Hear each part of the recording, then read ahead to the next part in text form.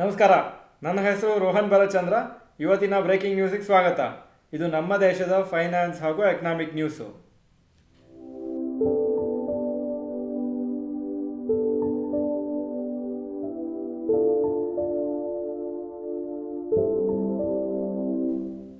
News number 1, HAL quarterly results. Revenue July to September 2023 5,636 ಕೋಟಿ. July to September 2024 5,976 ಕೋಟಿ, 6% ಜಾಸ್ತಿ ಆಗಿದೆ.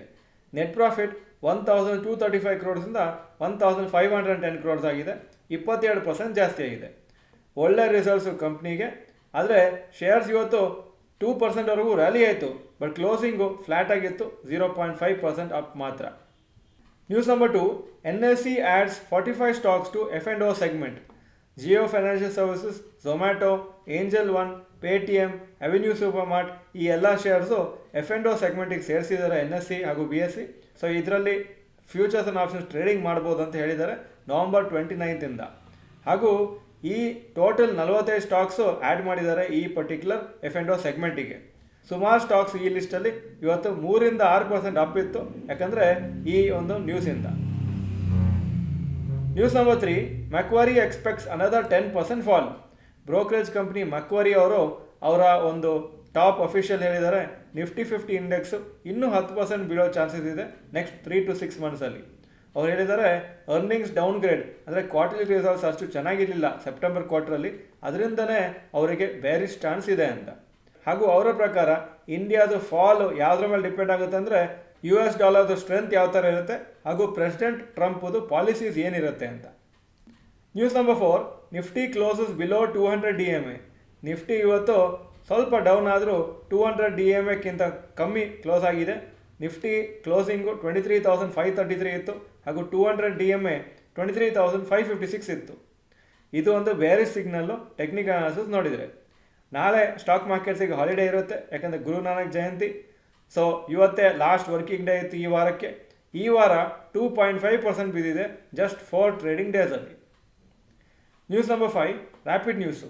CLSA ಬ್ರೋಕರೇಜ್ ಕಂಪ್ನಿಯವರು 30% ಅಪ್ಸೈಡ್ ಪ್ರಿಡಿಕ್ಟ್ ಮಾಡ್ತಾ ಇದ್ದಾರೆ ರಿಲಯನ್ಸ್ ಇಂಡಸ್ಟ್ರೀಸ್ ಸ್ಟಾಕಿಗೆ. ಈ ಪರ್ಟಿಕ್ಯುಲರ್ 3-4 ಮಂತ್ಸಲ್ಲಿ ಆಲ್ರೆಡಿ ರಿಲಯನ್ಸ್ ಇಂಡಸ್ಟ್ರೀಸ್ 22% ಬಿದ್ದಿದೆ.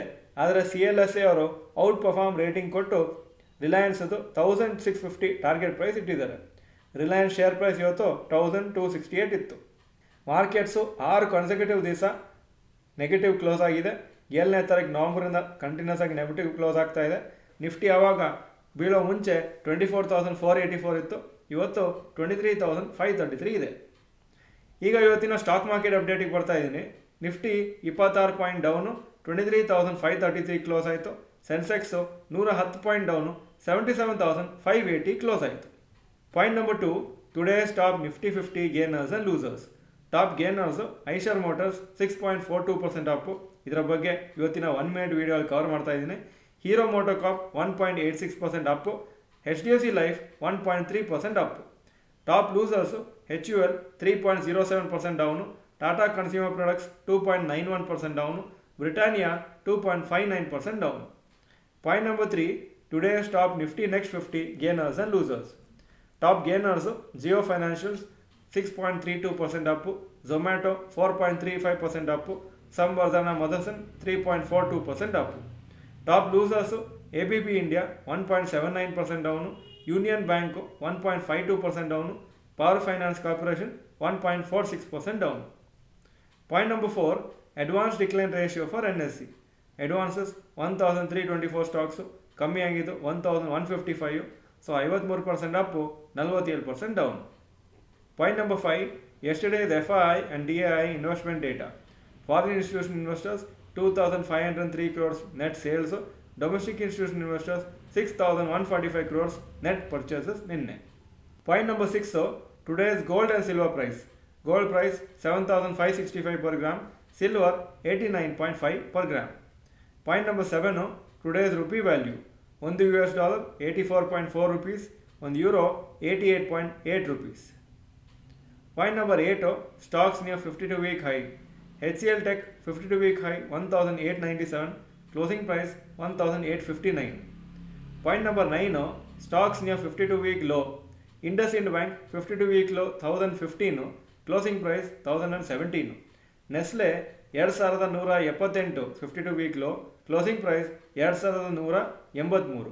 Vodafone Idea 7.32 52 week low, closing 7.34. Point number 10, global cues today. Hong Kong markets 1.99% down, Japan 0.48% down, Germany 1.16% up, France 0.77% up, UK 0.16% up ಹಾಗೂ Nasdaq 0.23% down ಆಗಿತ್ತು ನಿನ್ನೆ. ಇದು ಇವತ್ತಿನ breaking news. Video ಚೆನ್ನಾಗಿದ್ರೆ ಲೈಕ್ ಬಟನ್ ಪ್ರೆಸ್ ಮಾಡಿ ಹಾಗೂ video ಎಲ್ಲ ಫ್ರೆಂಡ್ಸ್ಗೂ ಕಳಿಸ್ಕೊಡಿ.